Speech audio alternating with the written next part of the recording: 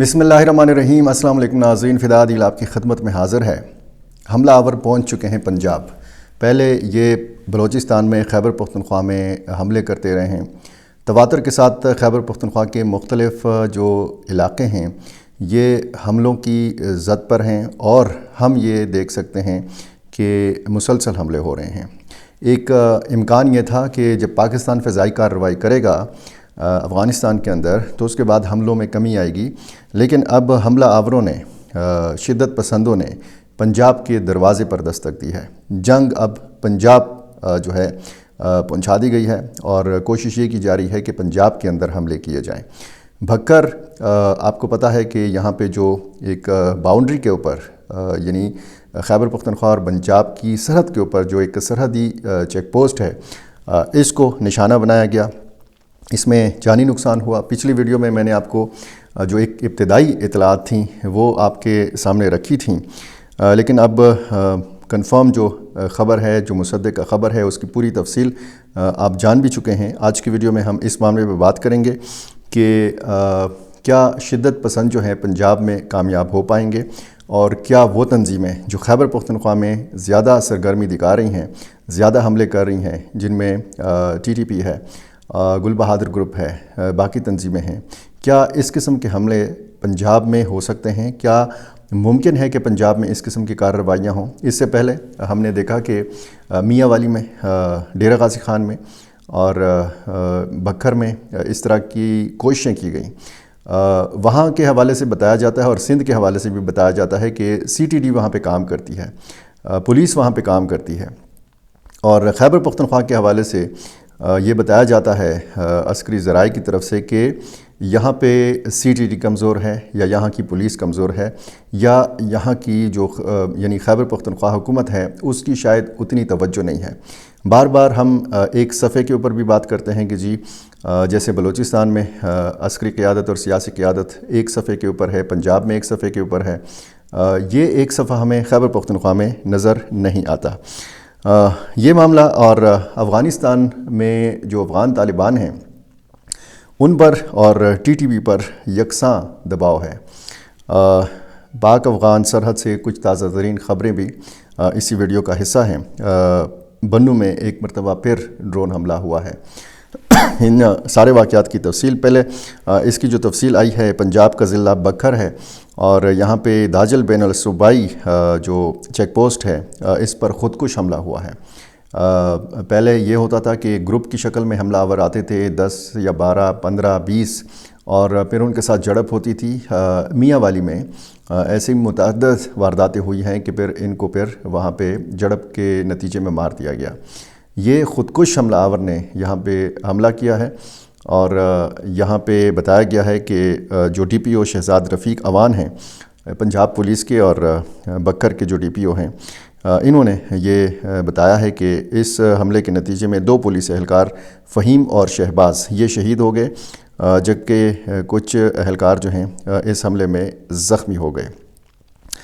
फ़ौरी तौर पर इमरजेंसी नाफिज की गई हस्पतालों में और पंजाब के दीगर जो शहर हैं वहाँ से इतलात ये हैं कि वहाँ की सिक्योरिटी भी सख्त कर दी गई है, क्योंकि ये इम्कान ज़ाहिर किया जा रहा है, ख़दशात ज़ाहिर किए जा रहे हैं कि अब पाकिस्तान के मुख्तलिफ़ शहरों में इस तरह के हमले किए जाएंगे। ख़ुदकुश हमला आवर को रोकना ये ज़ाहिर है कि सिक्योरिटी इदारों के सामने ये वो सवाल है कि जिसका जवाब आज तक तलाश नहीं किया जा सका।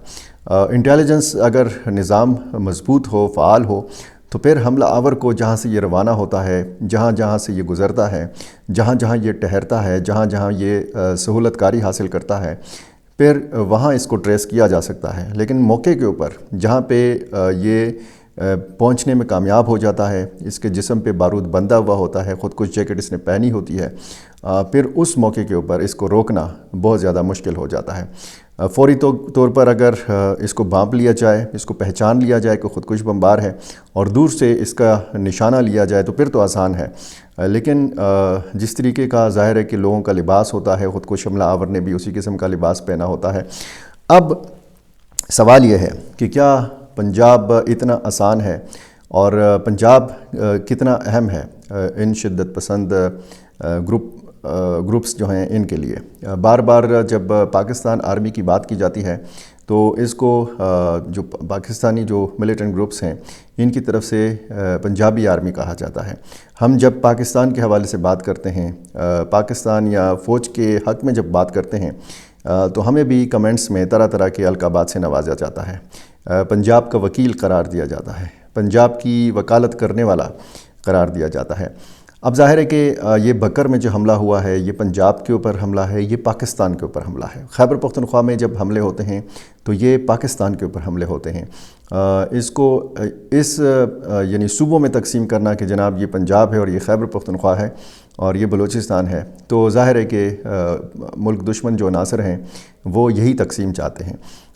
درد سب کا جو ہے ایک جیسا ہے، یکساں ہے، خون کا رنگ جو ہے وہ سب کا لال ہے، سرخ ہے، اور درد اگر خیبر پختونخوا کا پورے پاکستان میں محسوس کیا جاتا ہے اور محسوس کیا جانا چاہیے، تو یہی درد اگر پنجاب کو پہنچتا ہے تو پھر اس کا زخم اگر پہنچتا ہے تو اس کا درد جو ہے وہ خیبر پختونخوا میں بھی محسوس ہوتا ہے اور محسوس ہونا چاہیے۔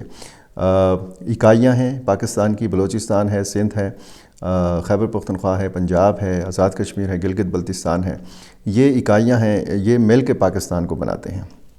اور جو اس وقت صورتحال ہے، اب ظاہر ہے کہ افغانستان کے طالبان اس وقت شدید دباؤ میں ہیں، اور پاکستانی جو ملیٹنٹ گروپس ہیں جن میں ٹی ٹی پی سر فہرست ہے، اس پر بھی دباؤ ہے۔ دباؤ یہ ہے کہ حملے آپ نے پاکستان کے اندر بڑھا دینے ہیں تاکہ یہ اسٹیبلش کیا جا سکے، یہ ثابت کیا جا سکے کہ یہ جو سارے خودکش حملہ آور ہیں یہ پاکستان کے اندر موجود ہیں، یہ افغان سرزمین کے اوپر موجود نہیں ہیں۔ یہ وہ حکمت عملی ہے کہ جس کے تحت ہم دیکھ رہے ہیں کہ حملوں میں اضافہ ہوا ہے۔ ایک دن کرک میں حملہ ہوتا ہے، 3 سیکیورٹی اہلکار شہید ہوتے ہیں۔ اگلے ہی دن، دوسرے دن، کوہاٹ ڈویژن کا ہی دوسرا ضلع یعنی کوہاٹ وہ نشانہ بنتا ہے۔ لاچی سے شکردرہ تک جانے والی سڑک کے اوپر جو ہے حملہ ہوتا ہے، ڈی ایس پی سمیت 7 افراد اس میں شہید ہو جاتے ہیں، 5 پولیس اہلکار۔ اور پھر اسی دن بکر میں خودکش حملہ ہوتا ہے۔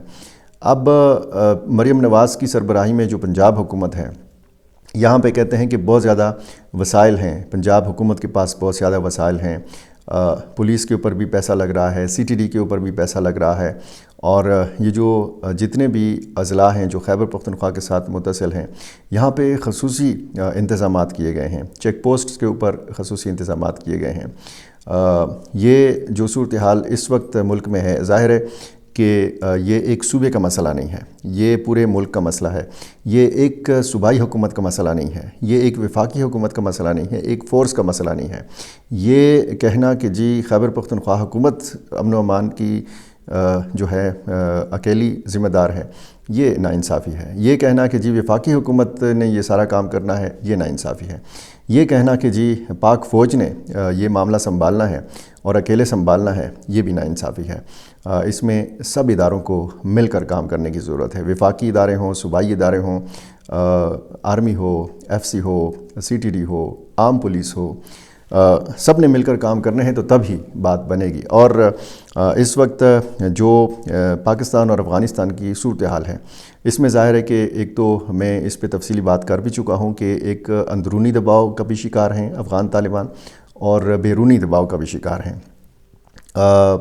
لوگ شاید ان سے ڈیمانڈ کر رہے ہیں کہ جس طریقے سے ہوا تورخم یا جو تیرا یعنی ضلع خیبر کے مقام پر، مختلف مقامات پر جس طریقے سے پاکستان اور افغانستان کی جھڑپیں ہوئیں، تو ظاہر ہے کہ یہ صورتحال تشویشناک ہے، اور اگر اس میں کوئی جانی نقصان ہوتا ان جھڑپوں میں، اطلاع تو یہ تھی، وہ میں بتا چکا ہوں کہ 2 طرفہ فائرنگ کا سلسلہ جو ہے یہ رک گیا تھا، بھاری ہتھیاروں کا استعمال کیا گیا تھا، یہ سلسلہ رک گیا تھا، لیکن اس میں اگر جانی نقصان ہوتا تو یہ سلسلہ خدا نخواستہ بڑھ بھی سکتا تھا۔ یہ ایک مقام سے، ایک ضلع سے دوسرے ایسے ضلع میں بھی یہ بات پہنچ سکتی تھی کہ جو افغانستان کی سرحد کے ساتھ لگتا ہے۔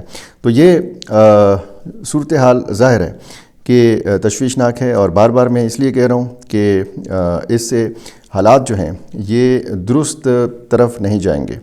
اچھا، وزیرستان میں ایک اسکول کو اڑایا گیا ہے، یہ خبر آپ تک پہنچ بھی چکی ہوگی کیونکہ یہ رات کی خبر نہیں ہے، یہ گزشتہ روز کی خبر ہے۔ اور اس سے پہلے جب کرک کا واقعہ ایمبولینس کو جس طریقے سے نشانہ بنایا گیا، اس پہ بڑی بات ہو رہی ہے کہ ملیٹنٹس نے ایمبولینس کو کیسے نشانہ بنا دیا، اور ہسپتال ہو، مسجد ہو، عام گھر ہوں، لوگوں کے مکانات ہوں، تو ان کو نشانہ بنانا، یعنی جنگوں میں ہم نے کبھی نہیں سنا تھا کہ ماضی کی جنگوں میں خواتین کو نشانہ بنایا جاتا ہو، بچوں کو نشانہ بنایا جاتا ہو، طبی مراکز کو نشانہ بنایا جاتا ہو، ڈاکٹرز جاتے ہیں اور عین جنگ کے بیچ میں جاتے ہیں اور زخمیوں کا علاج کرتے ہیں۔ لیکن یہ جو انسانیت سوز ایک مناظر ہم نے دیکھے کہ ایمبولینس گاڑیوں کو جلایا گیا، اور پھر کوہاٹ میں ہم نے دیکھا کہ جس ڈی ایس پی کی گاڑی کو نشانہ بنایا گیا، اس گاڑی کو نظر آتش کیا گیا۔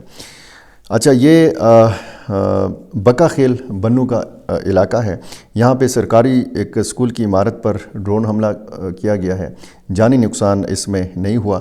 یہ تھانہ بکا خیل کی حدود میں واقعہ نرمی خیل بکا خیل، یہاں پہ کواد کاپٹر حملہ کیا گیا۔ یہ اسکول ملکیت ہے ملک خاندان کی، اور اس کو نشانہ بنایا گیا چونکہ رات کا وقت تھا۔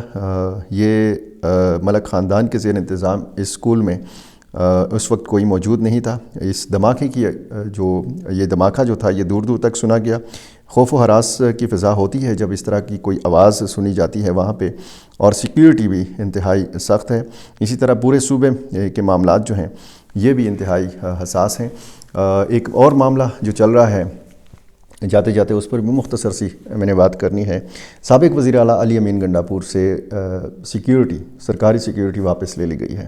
کوئی 14 کے لگ بھگ یا 14 کے لگ بھگ لوگ جو ہیں پولیس اہلکار یہ بتائے جاتے ہیں کہ یہ ان کی سیکیورٹی پر مامور تھے، اور پھر اس کی تردید آئی صوبائی حکومت کی طرف سے۔ ترجمان شفیع جان نے کسی ٹی وی چینل پر کہا شاید ان کے پاس زیادہ معلومات بھی نہیں ہوتی، وہ چلے جاتے ہیں، بیٹھ جاتے ہیں، مشورہ بھی وہ نہیں لیتے اور معلومات بھی نہیں لیتے شاید۔ تو فراز مغل جو ترجمان ہیں علی امین گنڈاپور کے، انہوں نے جب یہ ساری بات اس ٹاک شو میں رکھی تو پھر بعد میں شفیع جان نے کہا کہ میں معلومات لے کے میں آپ سے رابطہ کرتا ہوں۔ بہرحال سہیل آفریدی کو کیا ضرورت پڑی تھی کہ وہ علی امین گنڈاپور سے سیکیورٹی واپس لے لیں؟ تردید آئی صوبائی حکومت کی، اور اس کے بعد پھر ایک واٹس ایپ گروپ میں ایک آڈیو جو ہے جو وائرل ہے سوشل میڈیا پہ، ایکس کے اوپر بھی پڑا ہوا ہے، اس میں علی امین گنڈاپور کہتے ہیں کہ میرے پاس جو سیکیورٹی تھی اور میرے پاس ایک جیمر تھا اور ایک ڈبل کیبن گاڑی تھی، یہ ساری چیزیں واپس لے لی گئی ہیں، سیکیورٹی کو کلوز کر دیا گیا ہے۔ اب اگر مجھے رابطہ کیا جائے گا، اگر یہ سیکیورٹی مجھے واپس دی جائے گی تو میں ہرگز یہ سیکیورٹی نہیں لوں گا، اپنا انتظام میں خود کروں گا۔ تو یہاں سے بھی پتہ لگتا ہے کہ پی ٹی آئی کے اندر بہت کچھ چل رہا ہے، اور سابق وزیر اعلیٰ علی امین گنڈاپور کے ساتھ یہ کس نے کیا، کس کے مشورے پہ یہ کیا گیا؟ سہیل آفریدی براہ راست تو میں نے نہیں سنا کہ انہوں نے اس چیز کا رد عمل دیا ہو، لیکن یہ سننے میں آیا ہے کہ بالواسطہ رابطے کیے گئے ہیں علی امین گنڈاپور کے ساتھ، اور انہوں نے تو یہ جو صوبائی حکومت کی تردید تھی، ظاہر ہے کہ اس کا بھی تیا پانچا کیا ہے۔ اس کے بعد کیا ہوگا؟ صورتحال حساس بھی ہے، اور ڈیرہ اسماعیل خان سے علی امین گنڈاپور کا تعلق بھی ہے، وہ اپنے حلقے میں بھی جاتے ہیں۔ یہ الگ بات ہے کہ وہ اتنی استطاعت رکھتے ہیں کہ وہ اپنی ذاتی سیکیورٹی کا بندوبست کر سکتے ہیں، لیکن اس حساس ضلع کے ایک باسی سابق وزیر اعلیٰ کی سیکیورٹی جو ہے یہ واپس لینا، اور پھر اس معاملے کو جس طریقے سے اچھالا جا رہا ہے میڈیا کے اندر، جس طریقے سے بات چیت ہو رہی ہے، تو ظاہر ہے کہ یہ جو اندرونی اختلافات ہیں یہ سامنے آئے ہیں۔ دیکھتے ہیں کیا بنتا ہے۔ جو بھی نئی اس حوالے سے بھی ڈیولپمنٹس ہوں گی، میری کوشش ہوگی کہ میں آپ کے سامنے بر وقت رکھ سکوں۔ تازہ ترین جو پاک افغان سرحد کی صورتحال ہے، فی الحال خاموشی ہے۔ تمام جو سرحدی چیک پوسٹس ہیں وہاں پہ امن ہے۔ اگر سوشل میڈیا کے ذریعے آپ کو پرانی خبر، یعنی چند گھنٹے پہلے گزشتہ روز جب یہ واقعات ہوئے تھے، جھڑپیں ہوئی تھیں پاکستان اور افغانستان کی فورسز کی، یہ مصدقہ خبر ہے کہ جھڑپیں ہوئی تھیں، جانی نقصان اس میں رپورٹ نہیں ہوا، لیکن بعد میں اگر اس طرح کی کوئی افواہیں اڑائی جاتی ہیں تو ان پہ کان نہیں دھرنا۔ اس وقت خوف و ہراس کی فضا بھی موجود ہے۔